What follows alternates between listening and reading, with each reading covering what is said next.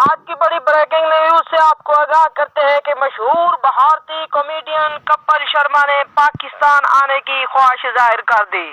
کپل شرما نے ٹویٹر پر مزاحوں سے بات چیت کے حوالے سے اعلان کیا تھا کہ شام 4 بجے وہ ٹویٹر پر موجود ہوں گے، لہذا جس شخص کو جو بھی پوچھنا ہے اس کا جواب وہ ضرور دیں گے۔